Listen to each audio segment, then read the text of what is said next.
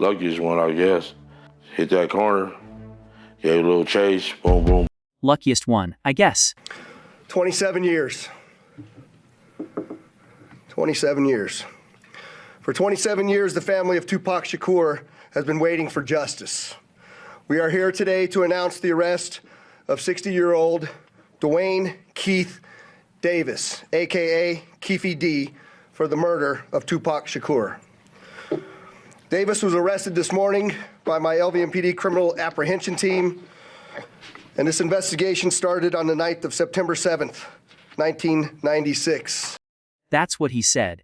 Sitting in the back of a patrol car, hands cuffed, water bottle in his lap, calm as if he was just picked up for a traffic stop. He told the officer he wasn't worried about any clip. Yeah, so Keffe D, Suge Knight, they went way back. They were apparently football teammates as kids. But in 1996, that relationship would have its biggest shakeup yet. On the night of September 7th of 1996, Tupac Shakur, along with Suge Knight and members of their entourage, which include members of Mob Piru, came to Vegas to attend the Mike Tyson fight at the MGM Grand Garden Arena. Members of the Southside Compton Crips, which included Dwayne Davis, along with his nephew Orlando Anderson, were also in attendance at the same event. As both were leaving the fight, members of Death Row Records spotted Orlando Anderson near an elevator bank inside the MGM, and at that time they began to kick and punch him near that elevator bank. I will now show you hotel security footage, as many of you have already seen, related to this incident. And on this incident, you will see Tupac Shakur, who's wearing a shiny satiny shirt, along with Marion Suge Knight, who's a large man in a brown suit, punching and kicking Orlando Anderson. Following this incident, you'll see hotel security intervene, and then they will leave the area of the fight.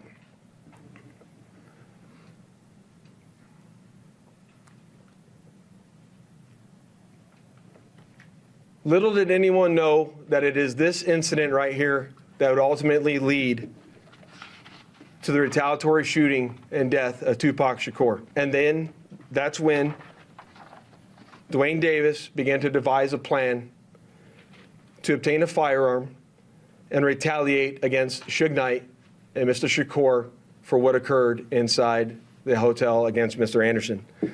After Davis obtained a gun, he entered into a white Cadillac along with Terrence Brown, DeAndre Smith, and Orlando Anderson. Based on our investigation, this is where we know they were seated. At some point in time, as they were in the white Cadillac, Mr. Davis took the gun that he had obtained and provided it to the passengers in the rear seat of the vehicle. As they were driving west on Flamingo Road near Koval, they located the black BMW, which was driven by Suge Knight, and in the passenger seat was Tupac Shakur. And as they turned around, they pulled up near the passenger side of that vehicle and immediately began shooting. Dwayne Davis was the shot caller for this group of individuals that committed this crime, and he orchestrated the plan that was carried out. So the police may have had a theory here, but it was Keffe D himself who allegedly provided the evidence that they needed. Interviews, his own book, And you know what? He meant it. He'd been saying it for years. In interviews. In a book he supposedly didn't even read. In jail calls where he talked about getting dirty and being crafty. 27 years after Tupac Shakur blotted out on that Las Vegas strip, the man who put himself in the middle of it all finally has to face a jury. I ain't worried about it. I ain't. Hey, Keith, Metro Police, come over here. Hey, Metro Police, come over here, all right? Thanks, buddy. Come on over here. Appreciate your cooperation, okay? I'll stand right here in front of the car. Yep. Nope, we're going to put it down. I know, hang on. Put that down for a second, all right? You got nothing on you, right? Hooks.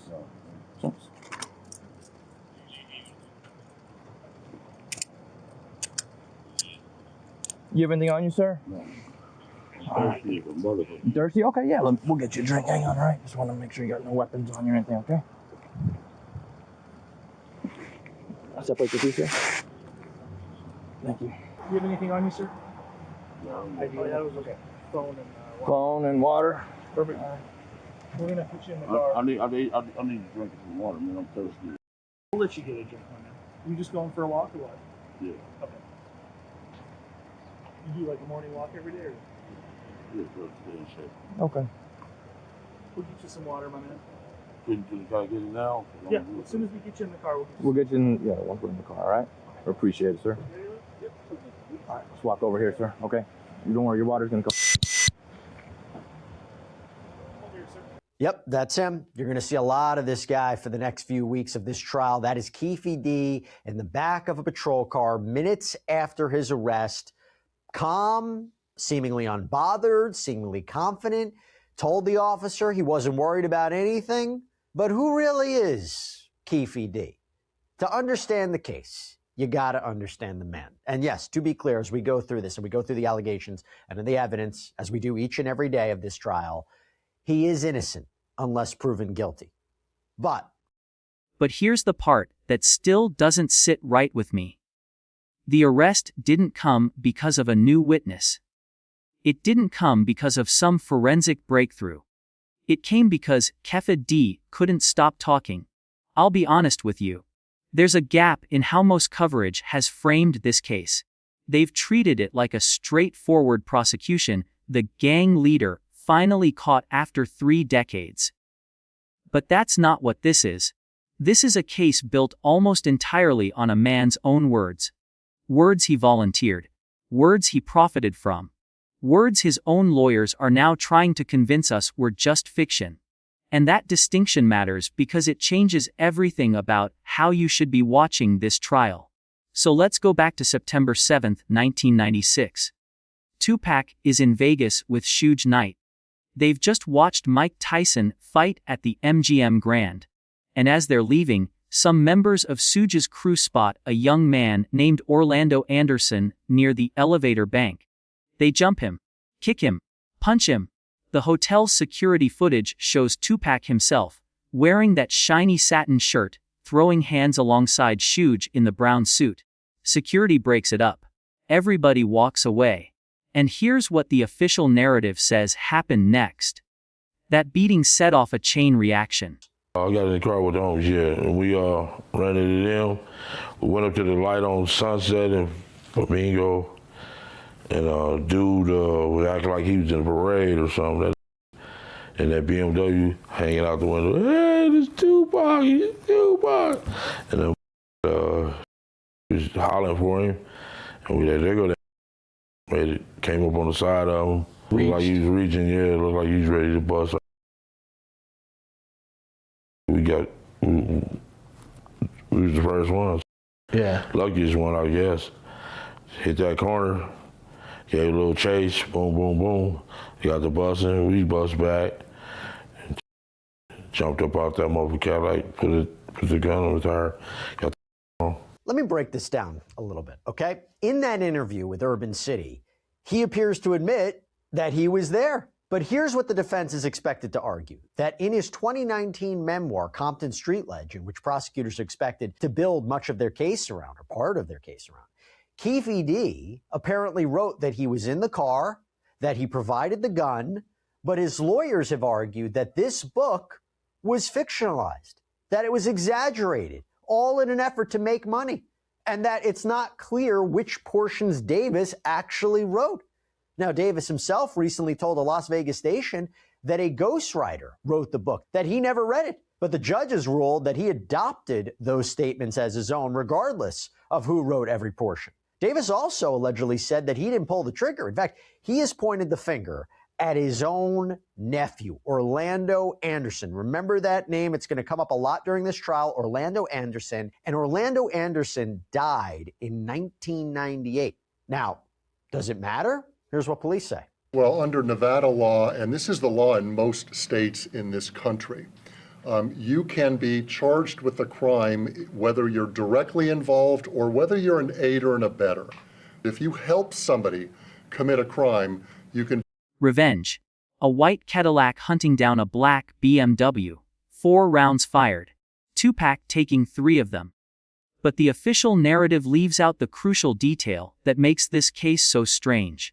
There were no eyewitnesses who could positively identify the shooter. No DNA, no fingerprint, no shell casing that led anywhere. For 27 years, that's where the case sat. Unsolved, cold, until Keffe D started telling his story. He gave an interview to Urban City where he described the shooting in vivid detail. Sure, yeah. He the only one knew me. He told them people that. He told the police that Keffe D nephew. Oh, okay. Because I thought he didn't tell like who it was. Yeah, hell no, that dude. Day one, he said that Keffe D nephew. Huh. He sicked the police on us first day. Suge Knight, the only other apparent living witness to this shooting, allegedly told police Keffe D's name that same night. But Knight has made it clear he does not want to testify. He apparently told ABC News last week that getting on the witness stand is, quote, worse than taking a gun and shooting that man in the head. He said his loyalty to Tupac can never be compromised and that he is not going to be responsible for sending another man to prison for the rest of his life. Knight, by the way, is currently serving a 28-year prison sentence in California for an unrelated fatal hit-and-run case. 48 people would have went to jail. Yeah. All their kids would have been affected, their wives, people would have lost their homes, all that. I really saved their lives, home. Yeah. They gave me a deal I couldn't refuse. And I want to quote his exact words because you need to hear the casualness of it. I got in the car with them. We ran into them. We went up to the light on Sunset and Flamingo. Dude acting like he was in a parade, that BMW hanging out the window. We came up on the side of him. Luckiest one, I guess. Hit that corner, gave a little chase. Boom, boom, boom. He's telling this story like it's an old war tale. Like he's recounting a football game from high school. He's not whispering it. He's not hiding it. He's performing it. And that performance continued when he wrote his memoir, Compton Street Legend. In it, he described being in that white Cadillac, provided the gun, gave it to the people in the back seat, and then watched as they pulled up alongside Tupac's car and opened fire. He said it himself. He was the shot caller, the one who orchestrated the plan. Now, here's where the defense is expected to make its move. And I need you to pay attention to this because this is the part that could actually work. Keffe D's lawyers are arguing that the book was fictionalized, exaggerated, a money grab. They're saying a ghostwriter actually wrote most of it and Davis never even read the final product. He told a Las Vegas station that he'd never read the book, that it was all for profit. But the judge shut that down. She ruled that he adopted those statements as his own regardless of who wrote them. So his own defense strategy just hit its first major roadblock. And look, here's where the prosecution case gets its teeth. Under Nevada law, you don't have to pull the trigger to be guilty of murder. If you aid or abet a crime, if you supply the weapon, if you orchestrate the plan, you can be charged just the same as the shooter. That's the legal foundation the prosecution is building on. They're not trying to prove Keffe D fired the gun.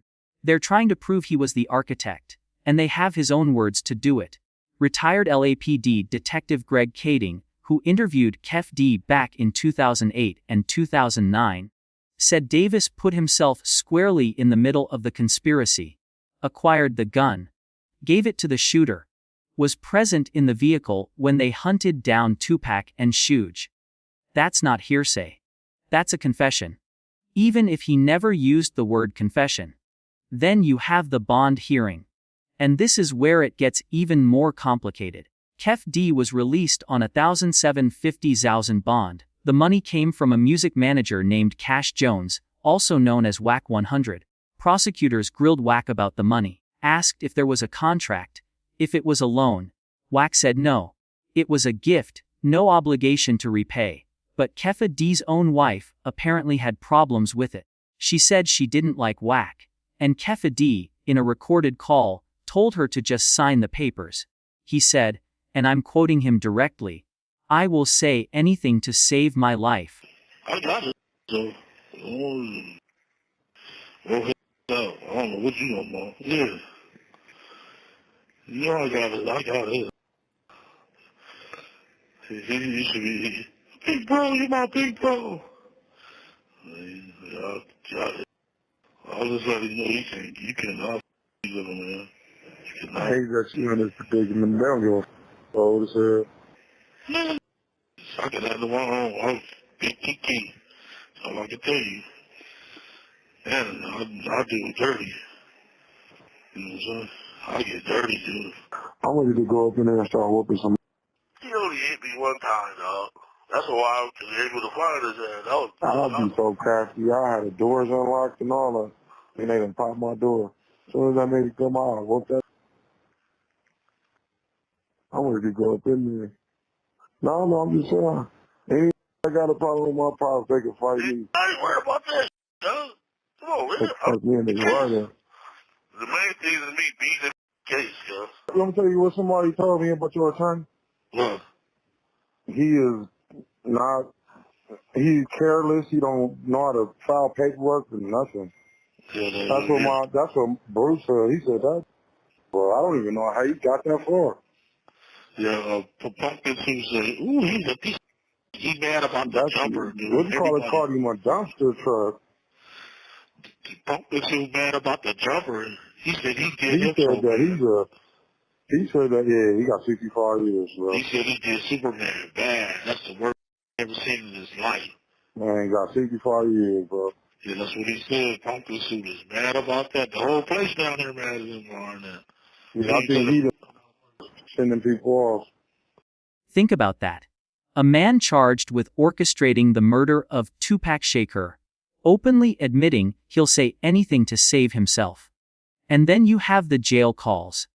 The ones where he talks about getting dirty.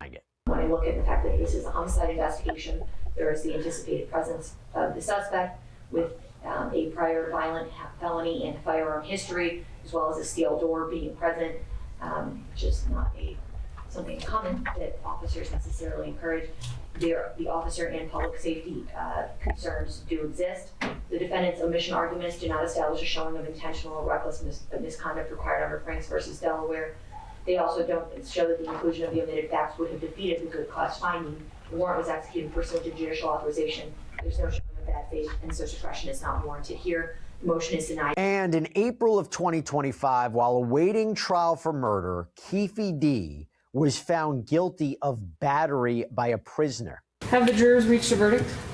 Yes, sir. Okay. Do we have the verdict?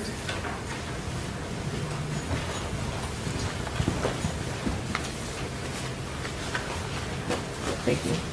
Clerk will now read the verdict out loud. District Court, Clark County, Nevada. The State of Nevada Plaintiff versus Dwayne Keith Davis, Defendant. Case number C25389079-2, Department 4. Verdict. We, the jury in the above entitled case, find the defendant, Dwayne Davis, as follows. Count 1, battery by prisoner. Guilty of battery by prisoner.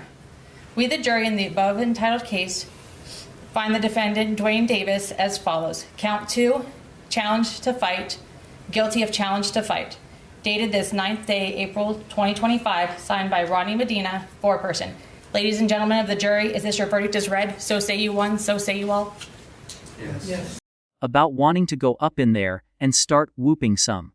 About being crafty. About having the doors unlocked. The prosecution is going to use those calls to paint a picture of a man who is not just calculating, but violent. A man who has been playing this game for a long time.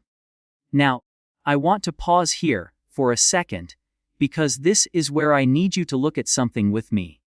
I want you to compare two specific things.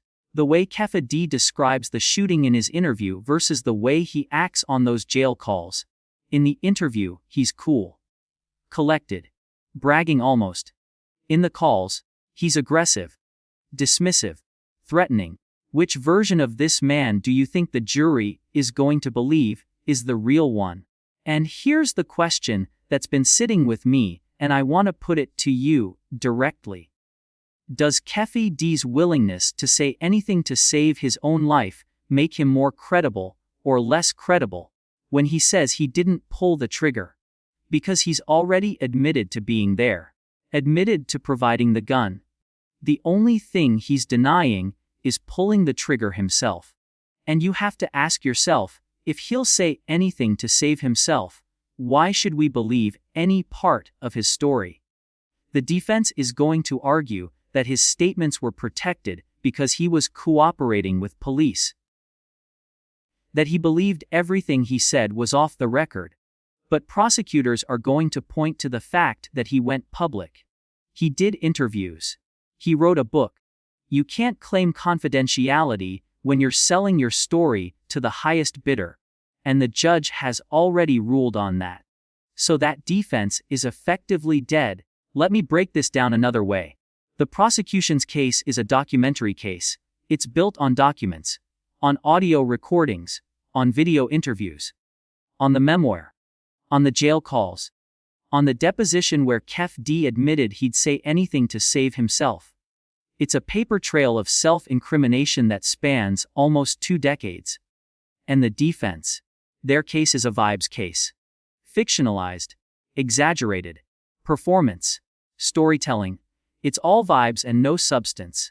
And when you put those two things head to head in a courtroom, one of them is going to carry a lot more weight. There's also the issue of Suge Knight, the only other living witness to the shooting, and he has made it crystal clear he's not testifying. Mr. Davis, you heard the conversation between your wife and you while you're in custody? Yes, sir. And when did that conversation happen? It happened, I think the day of my birthday, June 14th. At that point, was the bond posted? No, sir. What was the reason that your wife came down to have that discussion with you in regards to Mr. Jones and the cash bond? She said, I'm not signing no papers for And when she said that she didn't like him, who was she referring to? Cass Jones.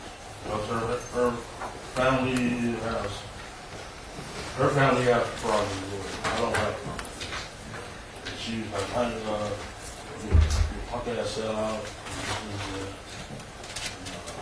That's what she said. And I was just telling her to throw her the fuck off, get her off get her off my back. You know what I'm saying? I don't want to look like no wuss, her or her family, you know. I don't sell out. Let me ask the question. Did you think at that time in the bond process that your wife's signature was necessary for you to be released? Yes, sir. And so in the effort to convince her to go ahead and get her signature, what did you tell her in regards to Mr. Jones? I said, he don't have nobody like that to put up. It's two of the people, just so she can sign a fucking bond and leave it as is. She said I was a sellout. They play the whole tape. Okay. Did you come to find out that you did not need her signature to enter into the bond process? Found out just following when she came up in the city. And so any conversation that you had with your wife at that time was in an effort just to get her to comply with the bond process? That's right. I wanted to come home because I got cancer. I just called it back. In here eating y'all processed food. I had colon cancer right here. And it's now that they moved to this side behind this processed food. They don't sell no fruit. It's just terrible. Fake potatoes, fake milk, fake everything. It ain't good for an ex-cancer patient. I'm in a life situation and I would say anything to say. He told ABC News that getting on the witness stand would be worse than taking a gun and shooting that man in the head. He said his loyalty to Tupac can never be compromised, and he's not going to be responsible for sending another man to prison. Suge is already serving 28 years for an unrelated hit and run, so he has nothing to lose, and that means the prosecution loses their only other eyewitness. But here's the thing about Suge's refusal. It actually reinforces the prosecution's case in a strange way. Suge pointed the finger at Keffe D's nephew, Orlando Anderson, the same night of the shooting, he told police. And Keffe D confirmed that, admitting that Suge snitched on his nephew day one. So the only living witness, the one who won't testify, the one who's in prison himself, has been consistent about one thing. He named the shooter. And the shooter conveniently died in 1998. So now the prosecution has to prove that even though the gunman is dead, the man who orchestrated everything can still be held accountable. And then there's the strategic move that Keffe D made that still confuses me. He told the judge he wants her, not the jury, to decide his sentence if he's convicted. That means, if the jury finds him guilty of first-degree murder, the judge decides his punishment. And the punishment for first-degree murder in Nevada is life in prison without parole. He's essentially gambling that the judge will be more lenient than the jury. Or he's betting that he won't be convicted at all. Either way, it's a massive gamble. His lawyers have also reportedly tried to subpoena Sean Diddy Combs to testify. Not to confirm anything, but to deny it. To prove that Keffe D is just a storyteller. That his confessions were performances. That everything he said was just for attention and money. But that strategy has its own risks. Because if Diddy denies the allegations, all the jury is going to see is another powerful person distancing himself. And that might actually make Keffe D look more isolated and more desperate. So where does that leave us? We're nearly 30 years after that night on Flamingo Road. The first criminal trial in one of the most famous unsolved murders in American history. It's finally happening. The prosecution has a mountain of Keffe D's own words. The defense has a flimsy argument about fictionalization and performance. And the audience is left watching to see if the jury will accept a confession dressed up as a performance. I'm not going to tell you what the verdict should be. That's for the jury to decide. But I am going to tell you that the evidence is in plain sight. It's been in plain sight for years. And the only reason it took this long to get to trial is because nobody wanted to look at it. That is the part that still bothers me. The part that should bother you too. The science is here. The timeline is here. The documents are here. The testimony is here. The question isn't whether the evidence exists. It's whether the jury will follow where it leads. And whether a man who spent decades telling his own story will finally face the consequences of that story being true. We don't know the outcome yet. I'm not going to pretend otherwise, but we do know that the answer is coming. And when it does, you'll hear it here first. No flinching.